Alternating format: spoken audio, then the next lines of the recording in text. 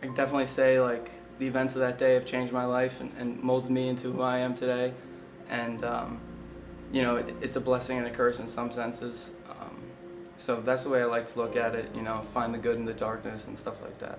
I always loved football growing up. My family had season tickets to the New York Giants, so I had been going with my father since I was like 3 years old.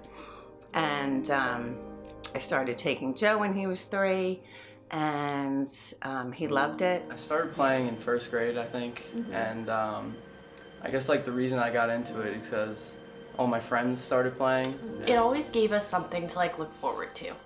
Like when we were all away at school, we would know that like, oh, Joe's has a football game coming up, so we're all gonna see each other at that time. So it was a way to like bring us all together. Yeah, I would always play, and my family was a huge motivation factor for me, and especially having 3 sisters.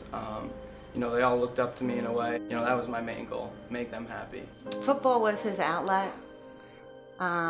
Whenever he was on the field playing with his friends, that was his escape from everything. When I just turned 4, September 11th, 2001, definitely a day that changed my life forever and my family's life. My father was a fireman in New York City at Rescue 3, and he was a first responder that day. It was around like early in the morning, 8 o'clock, 9 o'clock in the morning.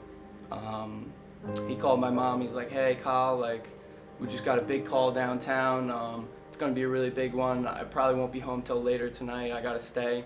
She's like, oh, okay, like, no problem. Like, just be safe. He's like, all right, like, I'll bring some wedges home for dinner. I'll see you soon.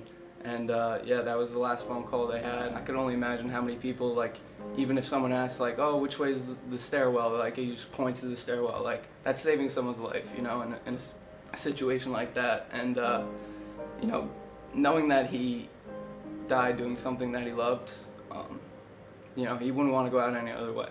A lot of the helmets that day were either never found or like found completely destroyed, like flat as a piece of paper.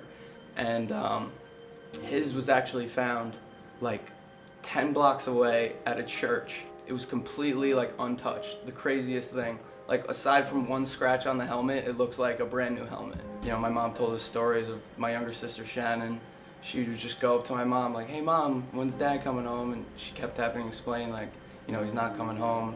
And that was tough for my mom to keep doing that. Without my mom, I have no idea where I'd be today. She's my best friend, my biggest supporter. I love her to death, and just knowing what that woman has been through in her life and the things she's put up with, it's definitely something awesome, and I can't thank her enough. The apple doesn't fall far from the tree. Just his personality, his sense of humor.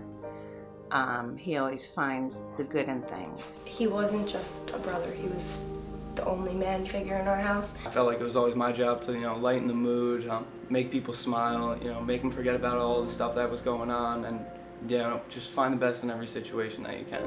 He wanted to be just like his dad, kind of like how I want to be just like him. He was like one of the first guys on scene. His company went up and down the South Tower twice before it collapsed. So in 100 pounds of gear doing that, like, that's some crazy stuff, and that's something that also motivates me to, wake up at 5 o'clock in the morning to go to practice. Like, if my dad can climb the Twin Towers twice, like, within a couple hours, anything's possible, so.